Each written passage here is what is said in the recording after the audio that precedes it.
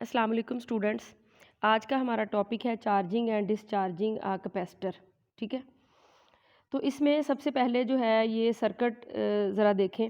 इस सर्किट में हमने यहाँ पे एक कैपेसिटर लगाया है, उसके बाद एक रेजिस्टर है, ये वाली जो है वो बैटरी है, बैटरी की वोल्टेज जो है वो V0 है, और यहाँ पे हमने एक लगाया है स्विच। ये स्विच जो है वो जब हम इसको क्लोज़ कर देंगे यानी पॉइंट ए पे टच कर देंगे तो ये सर्किट कंप्लीट हो जाएगा और कैपेसिटर जो है वो चार्ज करना शुरू कर देगा। ठीक है, अब इस सर्किट में बैटरी का भी आपको पता है और कैपेसिटर का आपको पता है, लेकिन ये जो रेजिस्टर है ये एक्चुअली एक एलिमेंट है जो कैपेसिटर को चार्ज करने के लिए उसके साथ सीरीज़ में लगाया जाता है। ठीक है, अगर कैपेसिटर जो है उसके साथ जब आप उसने उसको चार्ज करना है बैटरी के साथ आप ये रेजिस्टर जो है वो अगर नहीं लगाएंगे तो जैसे ही बैटरी को ऑन किया जाएगा, क्योंकि कैपेसिटर शुरू में कैपेसिटर की जो वोल्टेज होती है प्लेट के दरमियान वो ज़ीरो होती है, तो यकदम करंट जो है वो यानी इंक्रीज़ करेगा तो कंपोनेंट जो है वो डैमेज हो सकती हैं। इसलिए इससे बचाने के लिए हमें रेजिस्टेंस जो है वो लगानी पड़ती है ताकि कैपेसिटर जो है वो ग्रेजुअली चार्जिंग उसकी हो।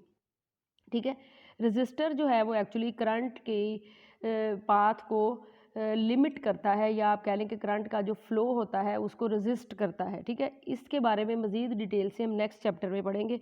तो फ़िलहाल जो है वो यही है कि कैपेसिटर रेजिस्टेंस के थ्रू जो है वो फिर चार्ज होता है। ठीक है अब जैसे ही हम बैटरी को ऑन करेंगे तो ये बैटरी की पॉजिटिव साइड है, ये बैटरी की नेगेटिव साइड है, तो ये जो है वो कैपेसिटर को इस डायरेक्शन में चार्ज करना जो है वो शुरू कर देगी। ठीक है, तो क्योंकि ये वाली जो है वो पॉजिटिव प्लेट से जुड़ी हुई है तो ये वाली प्लेट पॉजिटिवली चार्ज हो जाएगी, और ये वाली नेगेटिव से जुड़ी हुई है तो ये वाली नेगेटिव चार्ज हो जाएगी। ठीक है, और शुरू में कैपेसिटर जो है उसके दरमियान वोल्टेज होगी ज़ीरो, लेकिन जैसे जैसे बैटरी जो है वो चार्ज करती जाएगी तो कैपेसिटर के दरमियान वोल्टेज जो है वो ये जो सोर्स, ये इसको कहते हैं सोर्स वोल्टेज बैटरी की, इसके बराबर हो जाएगी, तो तब तक कैपेसिटर जो है वो चार्ज होता रहेगा।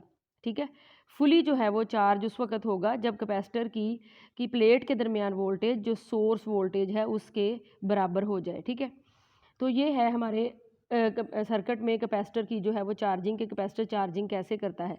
उसके बाद जो है ये जो हमने रेजिस्टेंस जो है वो आर लगाया हुआ है, ये कैपेसिटर की चार्जिंग और डिस्चार्जिंग के टाइम को भी यानी डिटरमिन करता है।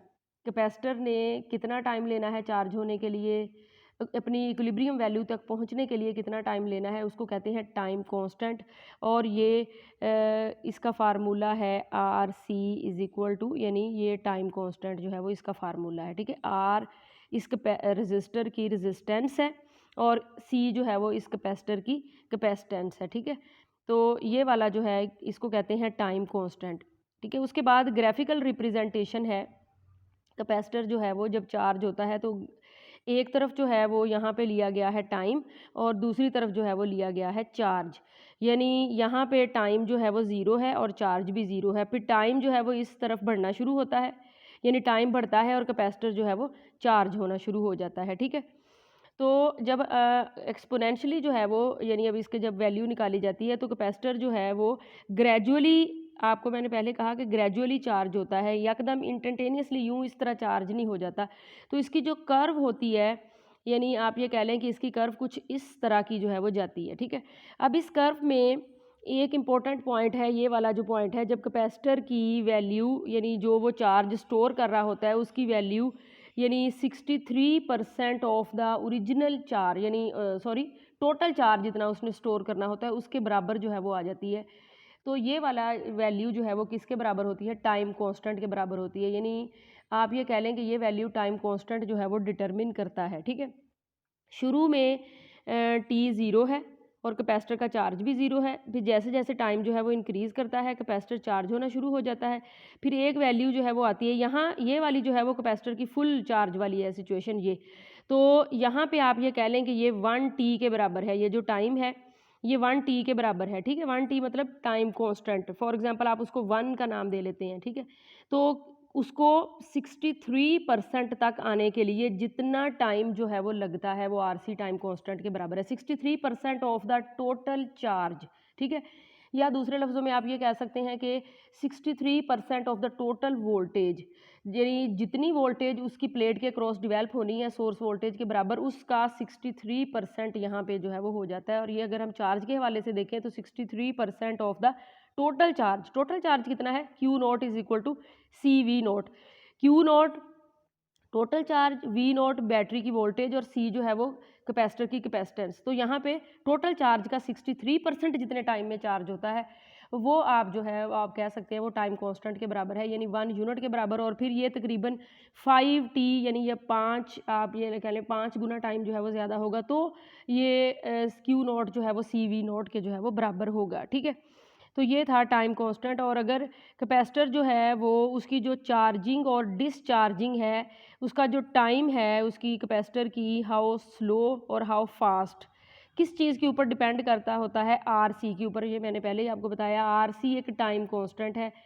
एक्चुअली कैपेसिटर ने तेज़ी से चार्ज होना है, अपना जो 63% तक पहुंचने के लिए जो टाइम है वो जल्दी उसने अचीव कर लेना है या बाद में अचीव करना है, ये डिपेंड करता है R और C के प्रोडक्ट के ऊपर डिपेंड करता है। ठीक है, यहाँ पे जो दो कर्व हमें दिखाई गई हैं, उन दोनों कर्व में एक में यहाँ पे RC की वैल्यू लार्जर है और यहाँ पे RC की वैल्यू जो है वो स्मॉलर है। यानी आप ये कह लें कि ये जो 63% तक पहुँचता है तो टाइम ये था, जब ये 63 तक पहुँचा तो टाइम जो है वो ये है। तो दोनों के लिए कैपेसिटर की चार्जिंग कर्व जो है वो डिफरेंट है, थोड़ी सी डिफरेंट है कि एक के लिए स्मॉलर RC यानी टाइम कांस्टेंट स्मॉलर है, वो जल्दी पहुंच गया है, और दूसरा जो है वो उसके लिए ज़्यादा था तो उसने ज़्यादा टाइम जो है वो लगाया है उस 63% ऑफ द टोटल चार्ज को कैपेसिटर के ऊपर स्टोर करने के लिए। अब अगर हम कैपेसिटर को डिस्चार्ज करना चाहते हैं तो हम क्या करेंगे, तो हम अगर उसी सर्किट को अगर हम देखें तो इसमें हमने इस स्विच को पहले ए के साथ कनेक्ट किया था ताकि बैटरी वाला पाथ जो है वो आपस में कनेक्ट हो जाए। लेकिन अब हमने क्या करना है, इस स्विच को यहाँ से ए से जो है वो डिसकनेक्ट करके बी के ऊपर जो है वो कनेक्ट कर देना है। अब आप ये देखेंगे ये जो बैटरी वाला साइज़, बैटरी वाला यानी कि ये वाला जो है ना ये ओपन हो गया है, यानी यहाँ पे इस डायरेक्शन में जो है वो चार्जेस फ्लो नहीं कर सकते।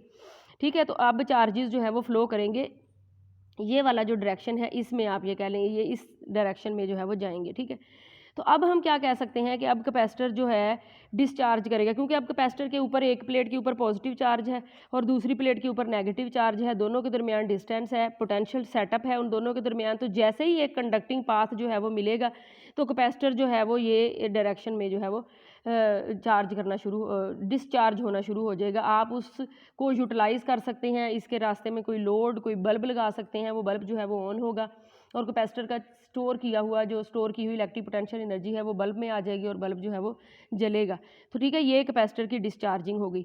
यानी डिस्चार्ज होने के लिए कैपेसिटर की दोनों प्लेट को आप एक सर्किट के ज़रिए जो है वो जोड़ देते हैं। तो फिर क्या होता है कि लो और हाई पोटेंशियल के दरमियान एक पाथ सेटअप हो जाता है और कैपेसिटर जो है वो डिस्चार्ज होना शुरू होता है, यानी जो चार्ज उसने स्टोर किया हुआ था वो उसको यूज़ करना शुरू कर देता है, वो उसको डिस्चार्ज जो है वो कर देता है। ठीक है, तो कैपेसिटर का जो डिस्चार्ज है ये भी रेजिस्टेंस के थ्रू ही होता है। तो इसके लिए भी टाइम कांस्टेंट वही टाइम है कि जैसे जो कैपेसिटर ने चार्जिंग के लिए जो है वो लगाना है वो उसी तरह से कैपेसिटर ने डिस्चार्जिंग के लिए। तो ये जो RC product of that, the product is known as time constant and is defined as the time required by the capacitor to deposit 0.63 times the equilibrium charge. ठीक है, यानी ये टाइम कांस्टेंट की डेफिनेशन आप क्या करेंगे कि वो टाइम जो कैपेसिटर को या बैटरी जो है कैपेसिटर को यानी 63% जितना उसने टोटल चार्ज उसके ऊपर स्टोर करना है उसका 63% स्टोर करने में जितना टाइम लगाती है वो क्या होता है, टाइम कांस्टेंट।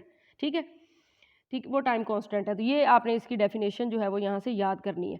उसके बाद जो है वो अगर आप डिस्चार्जिंग की कर्व जो है वो देखें कि डिस्चार्जिंग में कैसे होता है, तो याद रखें स्टूडेंट, डिस्चार्जिंग में अब चार्ज फुल है कैपेसिटर के पास, टाइम जो है वो यहाँ पे ज़ीरो है, यहाँ पे टाइम ज़ीरो है, लेकिन जो चार्ज है वो Q इज़ इक्वल टू यानी Q naught is equal to CV naught के बराबर है।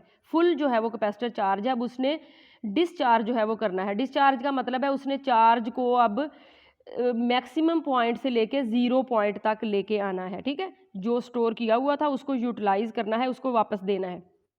तो इसकी जो है वो कर्व फिर किस तरह की होगी, फॉर एग्जांपल ये वाला जो है वो मैक्सिमम चार्ज है, तो जैसे जैसे टाइम इंक्रीज़ करेगा ये एक्सपोनेंशियली नीचे को जो है वो कर्व आएगी यहाँ तक कि इस ज़ीरो पे टच कर जाए।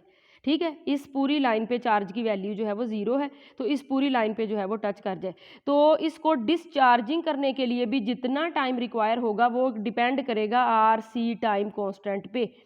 जल्दी 0 को अप्रोच कर जाएगा तो इट मीन्स के स्मॉलर RC है, ज़रा ज़्यादा टाइम लेगा 0 तक पहुंचने में, तो इसका मतलब है टाइम कांस्टेंट जो है वो इसका लार्ज है। यानी इसका जो चार्जिंग का टाइम है और डिस्चार्जिंग का टाइम है वो डिटरमिन करना है RC टाइम कांस्टेंट ने। ठीक है, तो ये हमारी होगी डिस्चार्जिंग के पहले टाइम जो है वो 0 है लेकिन कैपेसिटर फुल चार्ज है, और अब आहिस्ता आहिस्ता इसने अपने चार्ज को यूटिलाइज करते हुए यहाँ नीचे तक आना है, 0 तक जो है वो इसको लेके आना है। ठीक है, तो smaller the value of time constant lead to more rapid charge. ठीक है, अगर आपके जो टाइम कांस्टेंट है उसकी वैल्यू स्मॉल होगी तो जल्दी 0 को टच कर जाएगा, अगर लार्ज होगी तो ज़रा टाइम लगेगा। यानी देखें ना, अगर यहाँ पे अगर हम बात करें तो फॉर एग्जांपल हम कह रहे हैं कि 2 घंटे टाइम है, यहाँ पे बात करें तो हम कहते हैं 3 घंटे टाइम है।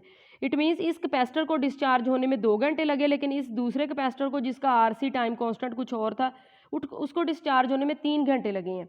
ठीक है, तो ये RC टाइम कांस्टेंट की वैल्यू पे डिपेंड करता है। तो चलिए स्टूडेंट, ये था कैपेसिटर की चार्जिंग और डिस्चार्जिंग। आई होप कि आपको अंडरस्टैंड हो गया होगा। चलें जी, अल्लाह हाफिज़।